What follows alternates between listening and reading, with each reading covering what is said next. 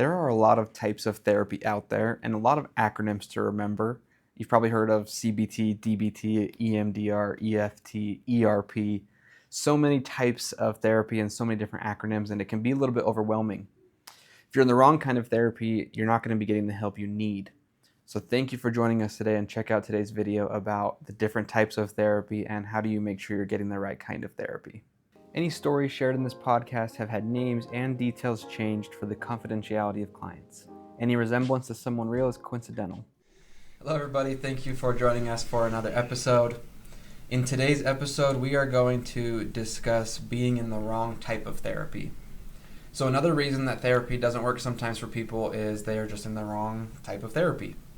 For example, maybe you and your spouse are in individual therapy and you really need to be in couples therapy. Or maybe you are in couples therapy, but actually both of you need to be in individual therapy, and lots of other examples that we'll talk about. But similar to, I guess, the diagnosis conversation we had in the last video, it's really important that you're in the right kind of therapy for the right treatment. But how do you know if you're in the right or wrong therapy, and how do you even figure that out? Such good questions, and I don't think that there are easy answers to these.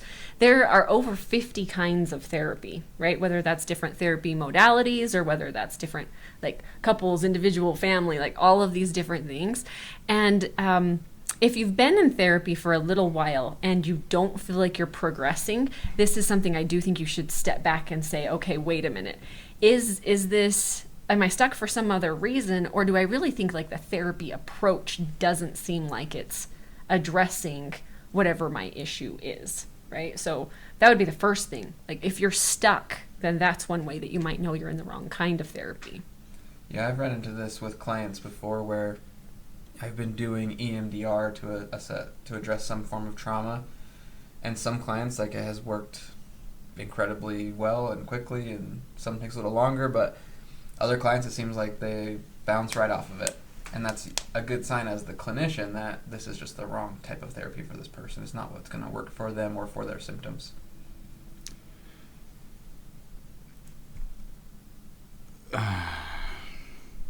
So part of the question was, so how do you go about discovering what type of therapy that is, right? I think a good boil down could be talk to your provider about the type of therapy. But as we've been talking about this, one of the thoughts that's come to my mind, especially as we film this video, it's summertime here, and so a lot of things have been on my mind, and I get on a bit of a soapbox, so keep me from doing that. But during the summer, we tend to see participation in outpatient therapy decrease a little bit. It depends. I feel like this year it's been fairly stable, but as kids are less stressed because they're not having to go to school, parents are less stressed at having to make their kids perform to a certain degree. Yeah, parents are less stressed about grades and then their stress goes down, right? And so what we see is a few people drop off. I've had a conversation with a few of my teenagers lately about how beneficial I think group therapy might be. I even thought, man, let's do a group for our teenagers here. And I'm like, I probably should have thought of that a few months ago and started to organize it, right? But I found something interesting, which I think makes sense, but with my teenagers, you can recommend it, I'm not doing it, right? And so there's a certain level of talk to your provider, but then also be open to what the provider suggests may be an option, or maybe a beneficial option is maybe a better way of saying it. And I'll admit, when I first started out as a therapist, I absolutely hated group. It's probably one of my favorite things. I love running groups, probably a skills group, not necessarily a processing group. But keep in mind that if your provider throws out an option that might be beneficial, it might be worth at least sitting on that and internalizing it and chewing on it for a little while. But then we get into the whole context, and maybe this is a good question. How do you know if your provider has the resources available to make the right recommendations for things? Yeah, because with over 50 kinds of therapy, each therapist isn't trained in all of those. Yeah. Right? There's no way to get trained in everything. Or even where to get access to them. Right. Well, and so I think, does your therapist have the ability to give you access to that? I think that this whole conversation turns into kind of a deeper conversation of, do you understand your treatment goal and how you're getting to your treatment goal. I think that we've sort of gone this direction, like with medical stuff now. You have symptoms, and so you get on WebMD and you go, oh, I think I have pink eye.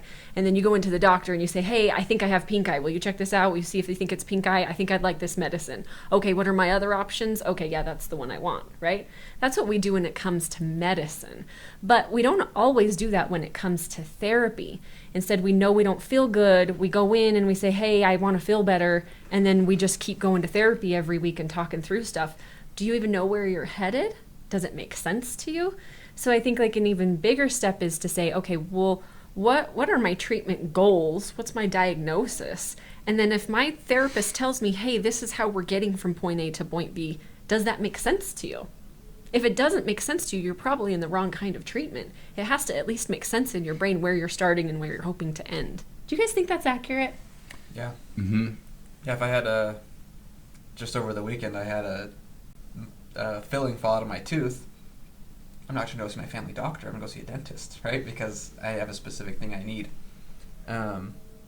If I like the medical analogy because we know the names of all the different types of doctor, right? We go to a dermatologist, you go to a pediatrician for kids, right? It's all very nicely categorized, and therapy is not that way, right? You get on Psychology Today, you find someone, you're like, they're close by, they take my insurance, they look nice.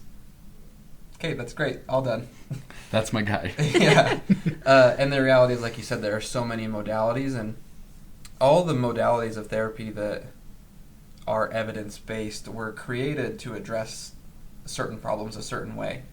So if you're going to treat something with CBT like trauma, you're going to be it's going to be less effective than something specifically designed for trauma. I know of a client who did years of therapy and was not finding a whole lot of success for a borderline personality diagnosis, and went into like an intensive DBT program that involved family therapy also, and found a ton of success. Right? And it wasn't that this client wasn't putting in effort. They were going to therapy, just the wrong kind for too long. Right. Yeah, I would say aside from the model of therapy being done, I've had experiences in the past where I've recommended an increased level of care. Yeah. Right? So going from outpatient to either an IOP or a residential, occasionally even hospitalization. And as much as I personally hate to do that because I think it comes with some consequences, I got to admit, they've been helpful, generally speaking, right? And so aside from just the model of therapy, looking at level of care is another piece to this. Yeah, the intensity of what kind of treatment you need for what you're doing. Right. Well, and we run into this quite frequently also when people come in and say that they're unhappy in their relationship. Because in individual therapy, there are quite a few things that you can address about your relationship without the other person present. There are other things that the other person has to be present for you to really address. And so I think that this is one of the places where people do get stuck, right? People do feel like they're not making progress, but it's because there's only so much you can do either in couples therapy or in individual therapy. So what do you think, what would you recommend to someone if they're looking to go see a therapist and they say, okay, these are my issues? What's maybe a way for them to find the right fit as far as like a provider who practices what they need? I think if you can walk in and sit down, and if you can explain symptoms and patterns and concerns, and then ask for feedback. Say, hey, what does your profession say about going about treating this? And then gather several different ideas. One example, I can think of several clients actually, but in the past we've started down the EMDR route, and we get into phases 3 and 4, and we're doing some of this reprocessing. And then they'll come back and say, I don't want to do that. That was too intense. That was too much. I think if you can have the provider present options to you, think of it like the medical model. Do I take an antibiotic? Do we go in and surgically remove stuff? Like, what are my options? So if you can do, what did I say, symptoms, behaviors, and patterns, if you can do those three things, and then ask for feedback, like what routes do you see? Do we need to go meds route? Do we do TMS? Do we do ketamine? Do we do, like, what do we do? Yeah. And then be receptive to some of that feedback. Yeah, I think so too. It's about knowing your problem and then hearing how the provider says this kind of therapy can solve that problem. I mean, even now you can Google it, right? Hey, I'm in CBT. How could that help me with my depression? You could Google it and look at, well, what exactly would that do, so that you know what treatment looks like and how this is supposed to be helping. I think that it's just important that as somebody who's going to therapy as a client, you take a little bit more of a responsible role in that, a little more of an active role as opposed to a passive role, so that you know what you're getting and why that you're getting that kind of treatment. Yeah. And being bringing that information to your provider also, like, gives them the opportunity to say, I actually don't treat that, or I'm not trained in that, so let me refer you to someone who does, and kind of trusting that network. And I think for the most part, therapists are happy to network, and if someone comes in, I don't know how to treat it, I'm happy to pass it along because it stresses me out if I don't know what I'm doing. And I think for the most part, I think that's true for the field. Right. Well, and we talked in another video about seeking second opinions, and I think this is a good place to say that too, right? If you think that what you've got is anxiety, sure, talk to your therapist about that. Also talk to your doctor about that. See what kind of treatment they would recommend you do. Go get a psychological evaluation. Those are really actually very powerful, because at the end of them, it will give you exact treatment recommendations. Here's exactly what we would recommend that you do to deal with this. And so I think second, third opinions can be really useful. I like that. Well, thank you everybody for joining us. If you found it helpful, please like and subscribe. We've got more things coming like this, talking about what gets you stuck in therapy and how to get through it, as well as some other resources that we're going to come out with pretty soon here. So stay tuned, and we'll see you on the next one. Thanks. Bye. If you enjoyed today's video, please like and subscribe. Thank you so much for watching. We've got other videos for you to check out and more exciting things coming soon, so thank you.